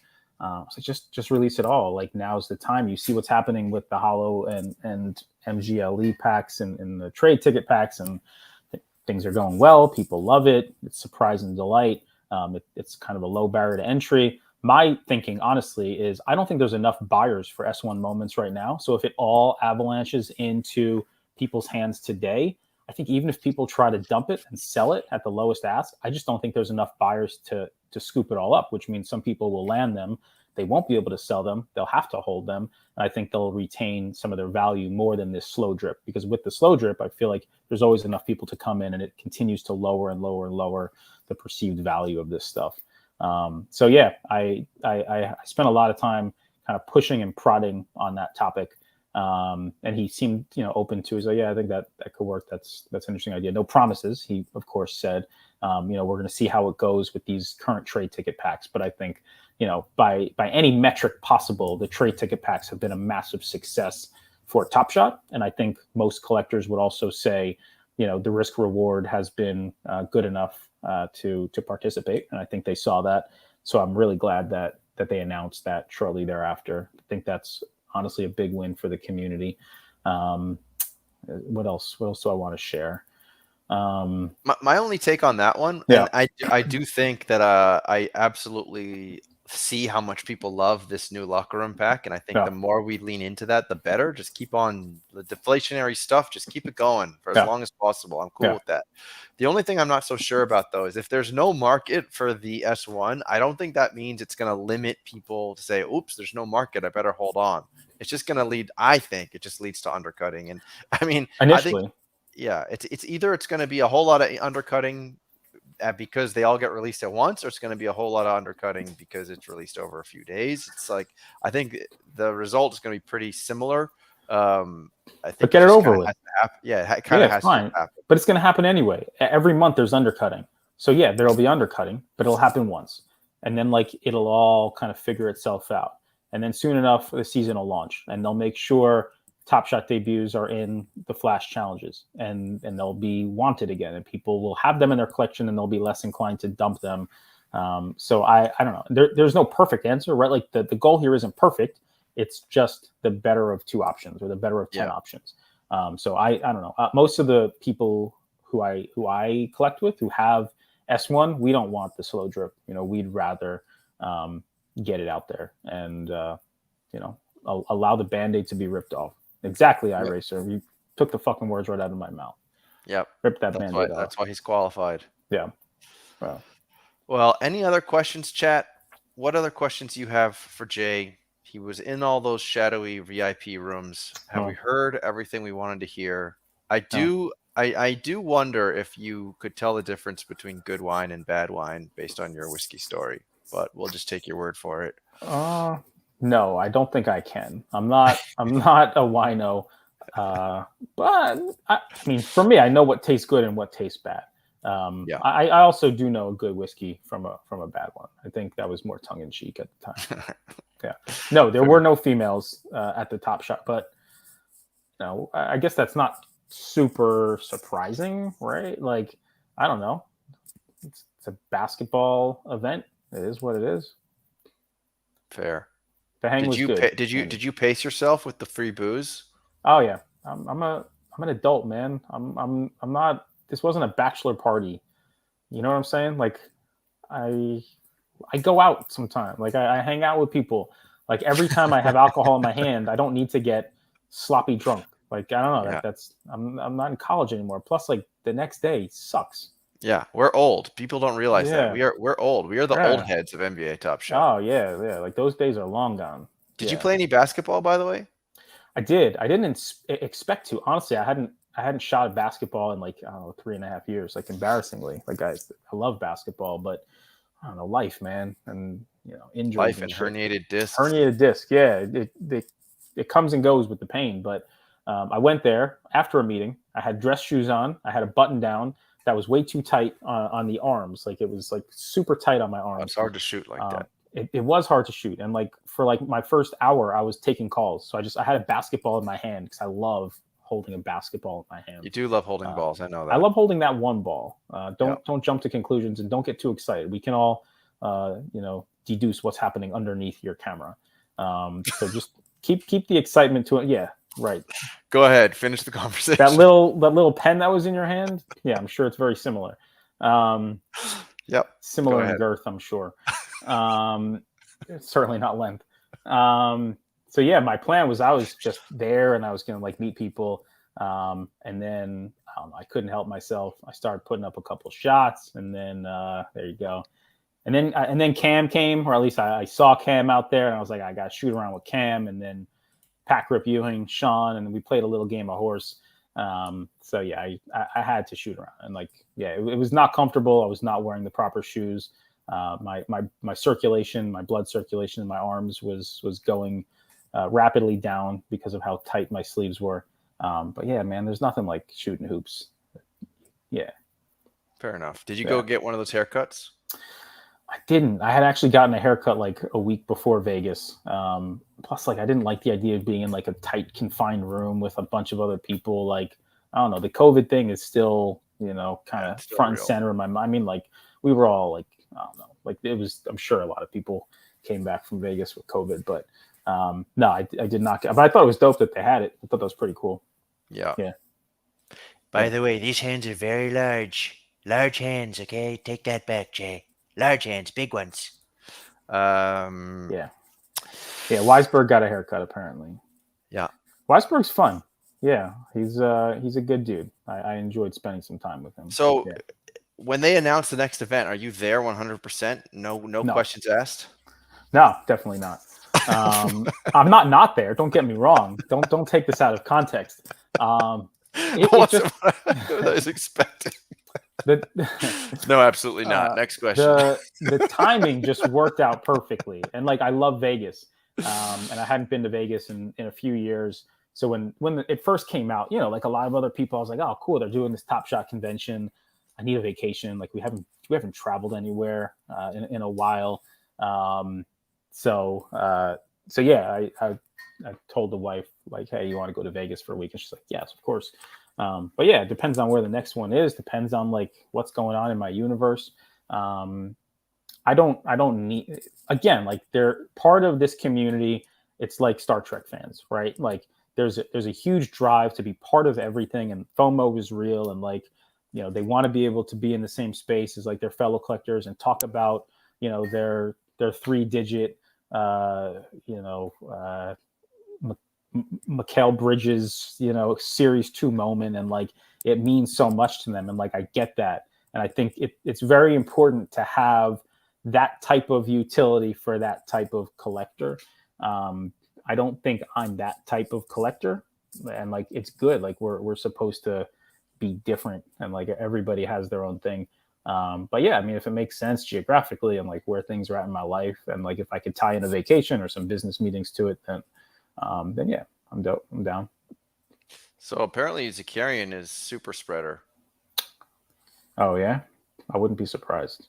It's one of those guys. I mean, it's probably Zakarian because he's got the mic. He's shouting out into the crowd, just giving everybody COVID. I mean, if you're in close quarters with a bunch of drunk dudes, you know, spitting as they talk, it's gonna happen, man.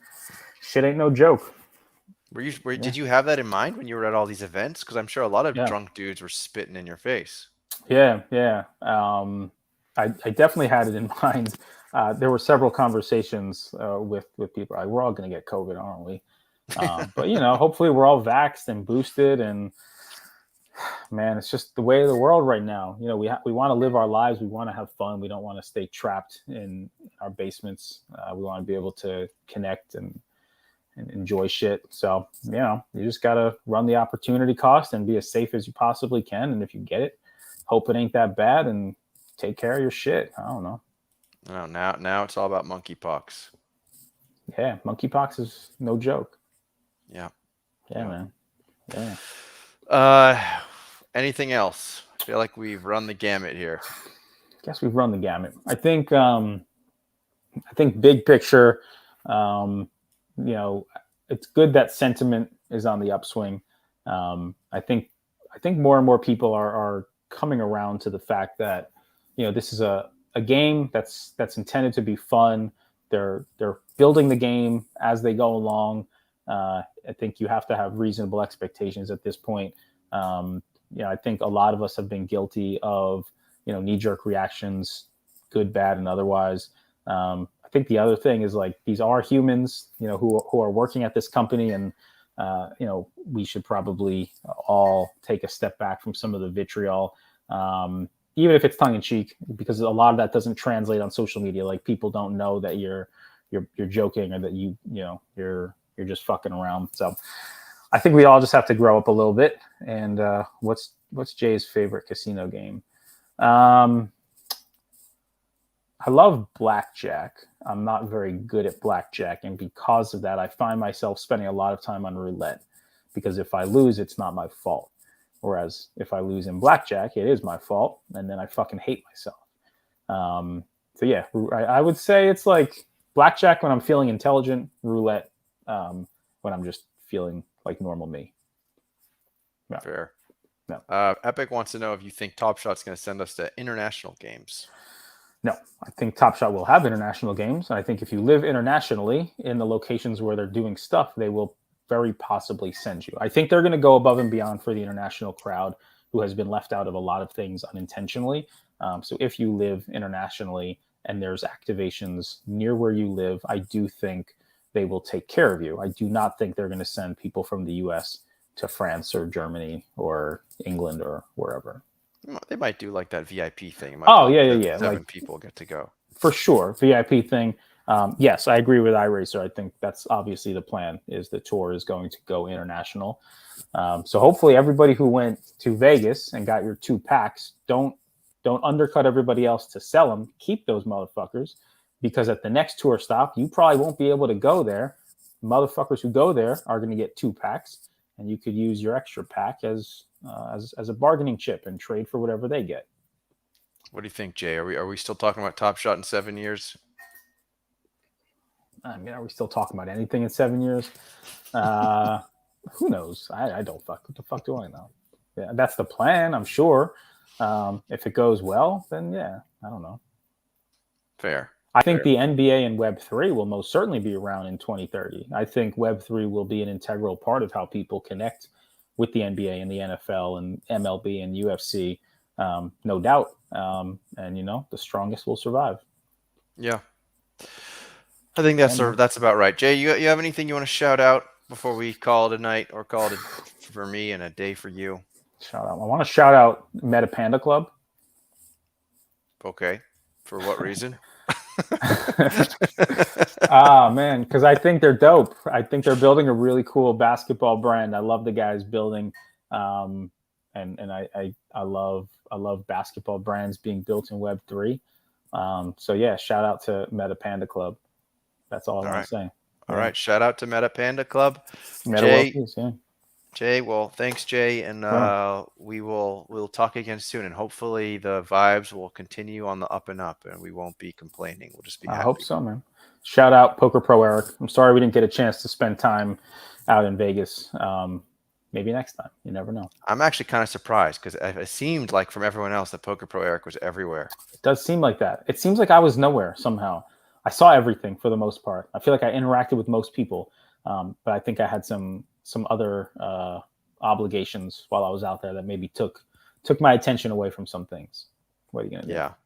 All right. Well, hopefully we'll find out what those other obligations were very soon. Oh, shout out to Alex's, I don't know if it's his wife or his girl, Rose. Great person. My wife and Rose became fast friends. I'm not gonna lie. Going into Vegas, I told my wife, listen, the one collector we need to get really close to is Alexo. That's a dude with all the pull, all the influence, all the money. I think his girl's going to be out there. Talk her up, get to be real friendly with her. No, I'm just fucking with you. She was like one of the only other females out there. And steal their hotel keys. Amazing person. So shout out Alexo's girl. All right. Very good. Yeah. All right, Jay. Well, we'll talk soon, and go check out Meta Basketball Club. Meta Panda Club. Meta Panda Club. Meta Panda Club. Meta Panda Club. That's what Jay is instructing you to do. Check it out. You won't be sorry. I promise you. All right. Well, Jay, enjoy the rest of your day. We'll talk again. Appreciate you, Tandy. All right. All love. Take care. Bye. Static Selector.